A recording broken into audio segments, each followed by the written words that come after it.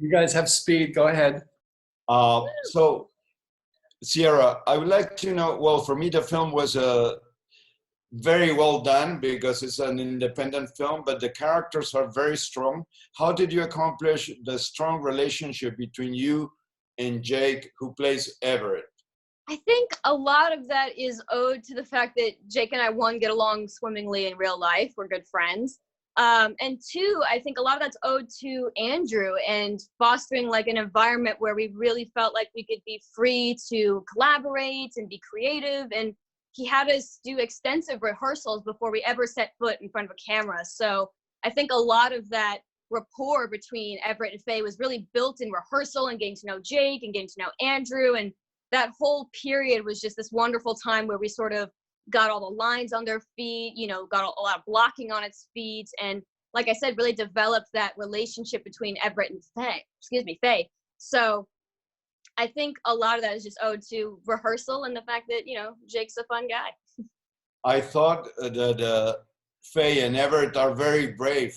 I wouldn't dare do what you guys want to do, but your motivation is science, right? Or curiosity, or tell us a little about what was the fascination of these two characters with UFOs and aliens living in New Mexico, which is, you know, part of the world that. Yeah, well, part of what drew me so much to the character of Faye is that she was so interested, you know, in science and technology, and during the time period in which this takes place and the, you know, small town sort of, you know, aspect, that probably wasn't a super, you know, people probably thought she was a little weird for that, or that she was a little like, that was, you know, not a very typical sort of interest or pastime for women at the time. And so just the fact that she was so, you know, enthusiastic about it, you know, despite the fact that it was probably, you know, weird or kind of made her an outsider, that she was still so unapologetic about her interest in science and her hope for the future and her excitement about the future and what technology, you know, the future would bring. And I think the fact that, you know, she was so like unapologetic about those interests and so, you know, enthusiastic about them throughout the movie is part of what really drew me to the character. So, you know, I really tried to make sure that that fascination and that excitement really came across on screen, especially when it came to all the technology that appears in the movie and all the technology that's talked about.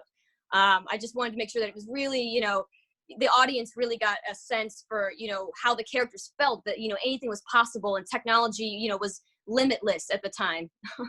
I think you guys did a great job, but I thought that the concept of outcast in this case, you are an outcast, but a very positive outcast. A 16-year-old in the 50s, being independent, working, very down to earth, very intelligent, which is nice to see in a movie. Right. Especially from that period. Exactly. I agree. And, you know, a lot of female characters that come my way just in general aren't like Faye. You know, they aren't, you know, these wonderful sort of like multifaceted, very real sort of female characters that have this very interesting, very real arc, you know, throughout the course of the movie.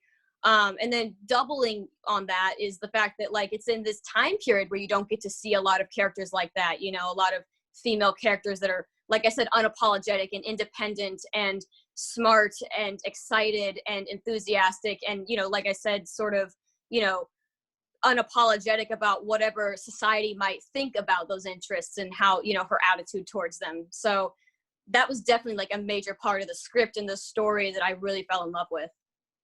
Sierra, for many years since the 50s, there's been this groups of people who go to New Mexico or Nevada to see UFOs, but on the other hand, the government keeps it low. So I was wondering if being part of this story, has the story have an impact on the way you see UFOs and the possibility of life out of our the Milky Way or Earth.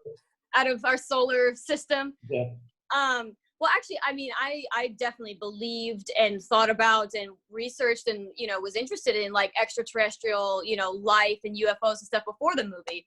I've always been like really fascinated by like unexplained events and strange occurrences and, you know, things along those lines. And so, I don't know, I like did a lot of like UFO research and stuff prior to ever being involved in the film. And then oddly enough, when I, signed on to the film, I decided to not really do any UFO or extraterrestrial kind of research at all, because I didn't want that to inform any part of the character, because to Faye, it's all new. It's all new information. It's all, exciting, and it's all present and stuff. And I didn't want any kind of sort of context that Faye wouldn't have had to sort of taint any of that, just sort of pure optimism and excitement. And her enthusiasm is really contagious. Yeah. I loved it. Like, she's like, oh my God, like she's a very, very big person. Yes. I would like to ask you, as an actress, how is the quarantine affecting you? Because productions are not happening. And are you confined like everybody else? And in which city do you live, and how is the situation? Well, I live in Los Angeles, and I'm,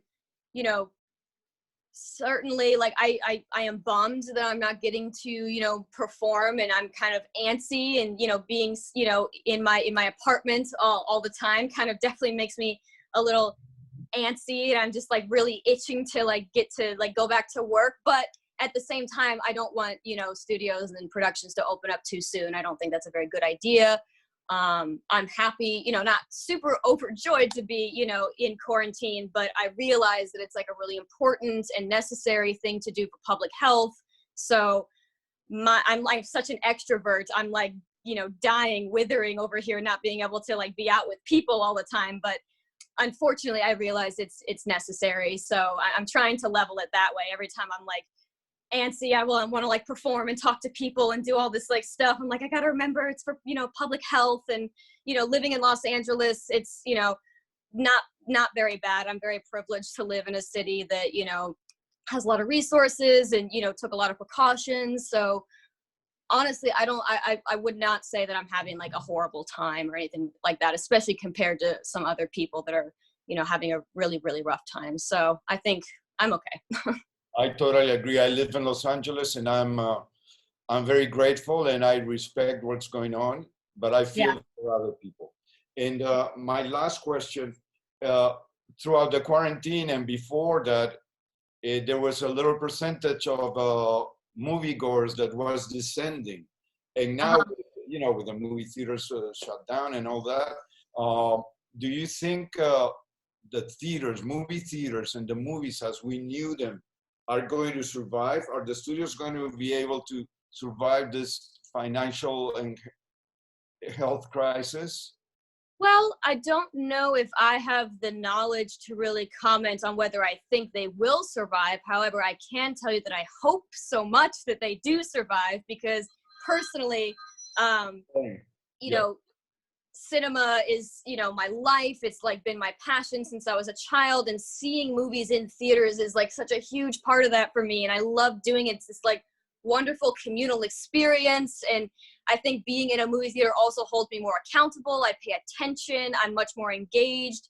And so, I hope, it's my like deep hope that, once, everything is died down, or, gotten to the point where we, feasibly could be going to movies again, I really hope that, movies do survive, and, people want to go to movies again after all of this. But I do think that I'm also glad that streaming is a thing, because what have I been doing this whole time in quarantine? I've been, streaming every single movie I've ever wanted to watch. So I think it's my greatest like hope that they will continue. And I have, as there's so many wonderful independent movie theaters in Los Angeles, and I really, really, really am like dreaming of the day that I get to go to the American Cinematheque again, I love the American Cinematheque. My last question, the film was very well received in Toronto. I loved the Toronto Film Festival. How did you feel there with the generosity of everybody? It's a very vibrant city, and they love movies. Yeah, no, I loved being in Toronto. I'm a big fan of Canada, first of all. My grandparents are Canadian, actually. So I've been there, lots of times, but I hadn't actually been to Toronto before going to TIFF. And it was such a wonderful environment because everyone was so excited for all of the movies that were, showing there. There wasn't a hint of like, animosity or like any kind of cattiness between two people. Everyone was just there to watch movies and enjoy them, and get to spread art and like have this once again communal experience, where you're viewing all of this with other people that are also enjoying it and want to be here viewing it. So it was a really, really awesome place, I think, to show Vast and to have Vast play. And I had a wonderful experience there. The programmer for Midnight Madness at TIFF, Peter, he's like wonderful. He's so fun. Like I said, yeah, the premiere was just a lot of fun, and it was really like refreshing to be in a room and in a group of people that all really, loved film and appreciated film and was excited to get to watch like cool movies.